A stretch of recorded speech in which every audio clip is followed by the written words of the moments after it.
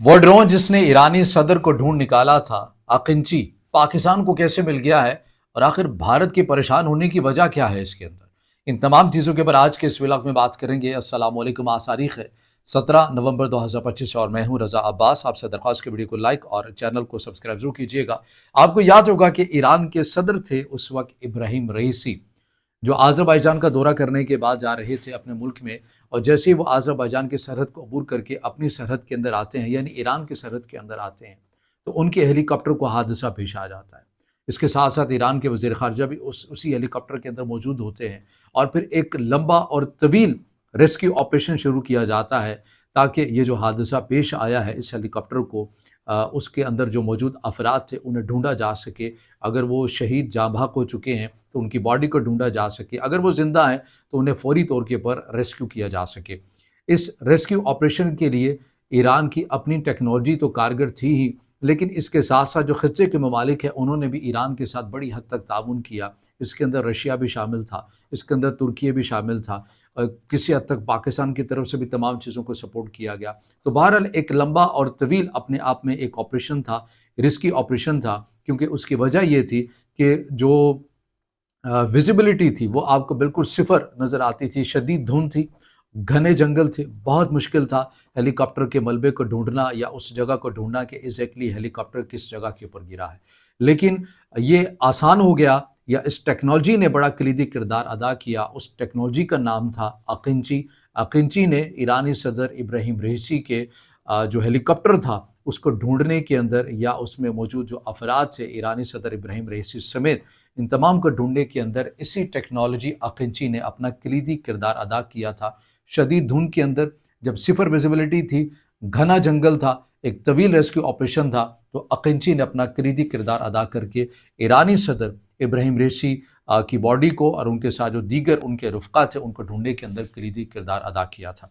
अब ये पाकिस्तान को मिल गया है, या मैं यूँ कहूँ कि ये टेक्नोलॉजी अब पाकिस्तान को मिल गई।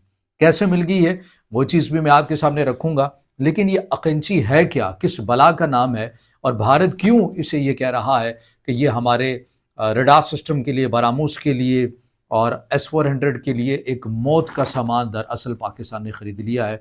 तो ज़रूर आप भी इसकी सलाहियत जानना चाहेंगे कि आखिर ऐसा किया क्या है पाकिस्तान ने। तो सबसे पहले एक एक करके मैं पॉइंट्स हैं वो मैं आपके सामने रखता हूँ। इसमें सबसे मेन पॉइंट आ जाता है तुर्की का सबसे जदीद और ख़तरनाक ये बिना पायलट के जंगी जहाज़ है। इसे लोग ड्रोन कह रहे हैं, लेकिन इसके लिए ज़्यादा मुनासिब लफ्ज़ ये है, ये जंगी जहाज़ है, लेकिन इसके अंदर फ़र्क ये है कि पायलट नहीं बैठा हुआ। मैं ये बात क्यों कर रहा हूँ, इसकी सलाहियतें आप सुनते जाइए फिर आपको मालूम होगा।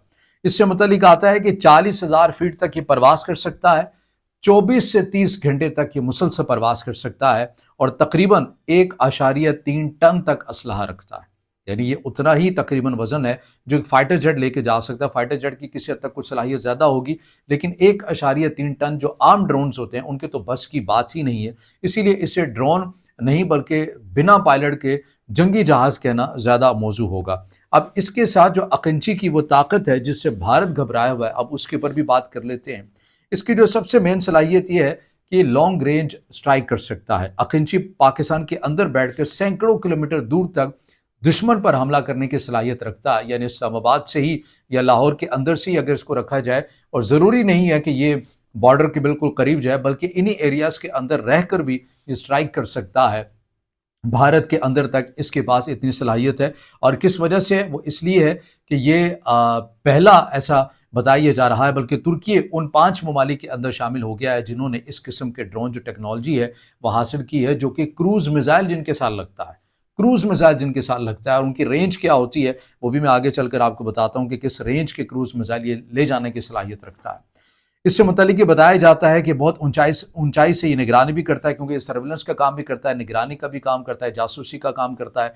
जैसे एक रेस्क्यू ऑपरेशन के अंदर जैसा कि इब्राहिम रईसी जो ईरान के सदर थे उन्हें ढूंढा, तो ये सर्विलेंस के अंदर ही आता है कि आपने एक जो टास्क है उसको आपने ढूंढ निकाला है। इससे मुतालिक बताया जाता है बॉर्डर हो, पहाड़ी दड़े हों, دریں ہوں، سڑکیں ہوں، دشمن کی نقل و حرکت ہو، سب کچھ اس سے صاف نظر آتا ہے، بالکل ایسے جیسے کوئی بہت بلندی کے اوپر کھڑا ہے اور نیچے کا ویو اس کے لیے بڑا آسان ہو جاتا ہے۔ بالکل یہ ڈرون اس کے لیے ویسا ہی ہے۔ یہ ڈرون بارڈر پر ہونے والی ہر چھپی ہوئی حرکت کو بھی پکڑنے کی صلاحیت رکھتا ہے۔ پھر اس کے ساتھ ساتھ سمندر کے اندر بھی یہ کارگر ہے۔ یہ ڈرون بحری جہازوں اور کشتیوں کو بھی نشانہ بنا سکتا ہے اور اکنچی دشمن کے radar, wireless, missile guidance, air defence سب کو جیم کرنے کی صلاحیت بھی رکھتا ہے۔ پھر اس کے ساتھ ساتھ جو سب سے مین بات یہ ہے کہ یہ خود اپنے ٹارگٹ کو پہچان لیتا ہے، اس کو فیڈ کرنے کی ضرورت نہیں پڑتی ہے۔ اس کے اندر جو اس کا اپنا ایک اے آئی سسٹم انسٹال ہے، اس کی بدولت یہ دیکھ لیتا ہے کہ یہاں پر دشمن کے ہائیڈ آؤٹس کہاں ہیں، یہاں بختر بند گاڑیاں کہاں پر ہیں، یہاں پر ٹینکس کہاں پر ہے، یہ ان کو خود ڈھونڈ کر ٹارگٹ کر لیتا ہے، اس کو بتانے کی ضرورت نہیں پیش آتی۔ یہ چیز میں پہلے ہی آپ کے سامنے رکھ چکا ہوں کہ اس کی ایگزامپل بھی موجود ہے کہ شدید دھند ہو، صفر ویزیبلٹی ہو، گھنے جنگل ہوں، پہاڑی درے ہوں، مشکل ترین علاقے ہوں یا موسم ہو، یہ ان تمام کے باوجود بھی یہ کارگر ہے اور اس کا استعمال جو ہے وہ کیا جاتا ہے۔ اور اس کے لیے بیسٹ ایگزامپل ہے ایرانی صدر ابراہیم ریسی کی باڈی کو یا پھر اس ہیلی کاپٹر کے ملبے کو ڈھونڈنے کے اندر اس ٹیکنالوجی نے بڑا کلیدی کردار ادا کیا۔ اب اس کے ساتھ ساتھ جو اس کا ایک اور پلس پوائنٹ ہے وہ یہ ہے کہ موونگ ٹارگٹ ٹریکنگ، یعنی ایک گاڑی ہے جو بہت تیزی کے ساتھ حرکت کر رہی ہے یا کوئی بھی ایسا ٹارگٹ ہے وہ ایک جگہ پر رک نہیں رہا بلکہ اس کی نقل و حرکت مسلسل جاری و ساری ہے، یہ اپنے اس ٹارگٹ کو بھی پکڑ لیتا ہے اور پھر صحیح وقت آنے کے اوپر یہ اس کے اوپر بھی حملہ کرنے کی صلاحیت رکھتا ہے۔ اور الیکٹرونک وارفیئر کے اندر بھی یہ کلیدی کردار ادا کرتا ہے کیونکہ اکنچی دشمن کے ریڈار اور کمیونیکیشن کو بند کرنے کی بھی صلاحیت رکھتا ہے۔ اب آ جائیے جو کروز میزائل کا جو پوائنٹ میں نے آپ کے سامنے رکھا اور اس کے اندر جو بھارت کے دفاعی ماہرین ہیں وہ کیا کہہ رہے ہیں، ان کی سٹیٹمنٹ بھی میں آپ کے سامنے رکھتا ہوں۔ اس میں بتایا جا رہا ہے کہ اکنچی دنیا کا وہ چند ڈرون ہے جو SOMA کروز میزائل فائر کر سکتا ہے۔ اس کی خصوصیات کیا ہے؟ یہ 250 سے 500 کلومیٹر رینج ہے اس میزائل کی، نچلی پرواز کرتا ہے، ریڈار سے دور رہتا ہے اور بہت ہدف جو ہے وہ اپنا بدل بھی سکتا ہے۔ اگر کوئی میزائل اس کی طرف بھی فائر کیا جا سکے تو یہ اپنے ڈائریکشن کو چینج بھی کر لیتا ہے۔ اور پھر اس کے ساتھ ساتھ بھارت کے دفاعی ماہرین ہیں ان تمام چیزوں کو یا اکنچی کی صلاحیت کو پڑھنے کے بعد دیکھنے کے بعد وہ یہ کہتے ہیں کہ پاکستان اکنچی پلس SOMA از اے ڈیڈلی کمبینیشن۔ یہ بھارت کے جو دفاعی ماہرین ہیں وہ آپ کو یہ کہتے ہوئے نظر آ رہے ہیں۔ اس کے ساتھ ساتھ اب آ جائیے کہ پاکستان کو کیسے ملے ہیں، اب اس نقطے کے اوپر بھی آ جائیے۔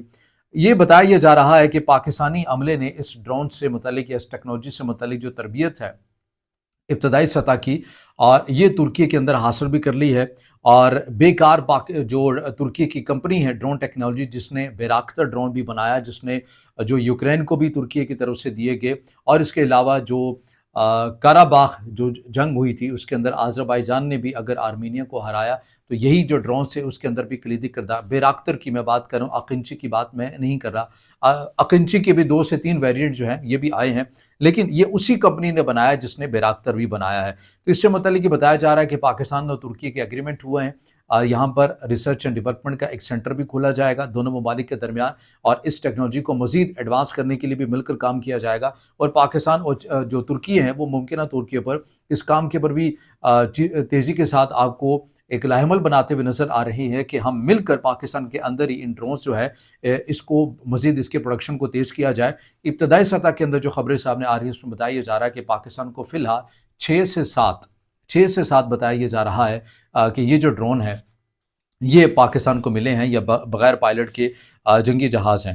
اب اس کے اندر جو بھارت کے لیے جو سب سے زیادہ اور جو درد سر جو پوائنٹ ہے وہ یہ ہے کہ بھارت کے پاس براموس S-400 رفال سب موجود ہیں، لیکن اکنچی نے بازی کو اس طرح سے پلٹا ہے کہ یہ کم قیمت ہے، زیادہ طاقت ہے، دور سے حملہ کرنے کی صلاحیت رکھتے ہیں، سمندر اور زمین دونوں پر یہ کارروائی کر سکتا ہے، دشمن کے ریڈار بند کر سکتا ہے، اور بھارت کے تجزیہ کار کہتے ہیں کہ this drone can hunt us from the sky, کہ یعنی ایک ایسا بھارت کے جو دفاعی ماہرین ہیں ان کو جو تشویش لاحق یہ ہے کہ یہ تو بڑی تعداد کے اندر پاکستان اس لیے خرید لے گا کہ یہ تو جنگی جہاز کا ہی کردار ادا کرتے ہیں۔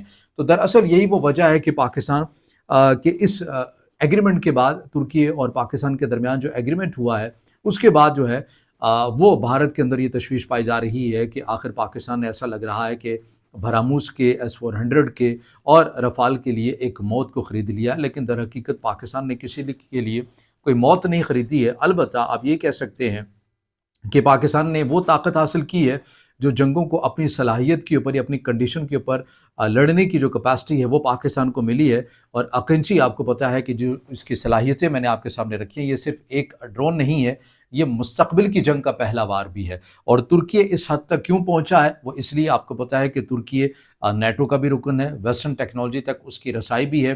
तो तमाम वो चीज़ों का इश्तराक करके मिलकर एक तमाम चीज़ें जो हैं वो तुर्की की तरफ से ये अकिंची बनाया गया है और दुनिया के उन 5 ममालिक के अंदर आ गया है जिसके पास ये टेक्नोलॉजी है। और वो जो 5-4 ममालिक आपको पता है कि वो कौन से हैं, बड़ी ताकतें हैं, और उनके अंदर ख़ुद को तुर्की ने भी रजिस्टर करवा लिया है। और अब यही टेक्नोलॉजी जो है ये पाकिस्तान को 6 से 7 मिल भी गए हैं। पाकिस्तान मज़ीद लेने के अंदर दिलचस्पी रख रहा है और पाकिस्तान और तुर्की का मुश्तरका तौर के पर मनसूबा ये है कि इसे पाकिस्तान में ही बनाया जाए और दिसंबर या फिर जनवरी के बिल्कुल स्टार्ट में मज़ीद जो बैजेस हैं वो भी पाकिस्तान को मिलने इस अकिंची के जा रहे हैं। तो ये तमाम तर वो डिटेल्स हैं इस खत्ते को लेकर। एक असलहे की दौड़ आपको बहुत तेज़ होती हुई नज़र आती है। हम हमेशा जब ये चीज़ें या ख़बर आपके सामने रखते हैं तो ये कहते हैं कि होना तो यही चाहिए था कि पाकिस्तान और इंडिया के माबैन तिजारत का हजम बढ़ना चाहिए था, लेकिन इंडिया भी असलहे की ख़रीदारी बहुत ज़ोर शोर से करता है। पाकिस्तान को भी तवाज़ुन बरकरार रखने के लिए और अपनी दिफा के लिए जो है वो ख़रीदारी जो है असलहे की वो करनी पड़ती है। तो बहरहाल ये वो चीज़ें हैं जो आपके सामने रखी हैं। अब इससे जुड़ा आपका कोई सवाल हो या राय हो तो ज़रूर कमेंट में इज़हार ख्याल कीजिएगा, वीडियो को लाइक कीजिएगा, दोस्तों के साथ शेयर कीजिएगा और चैनल को सब्सक्राइब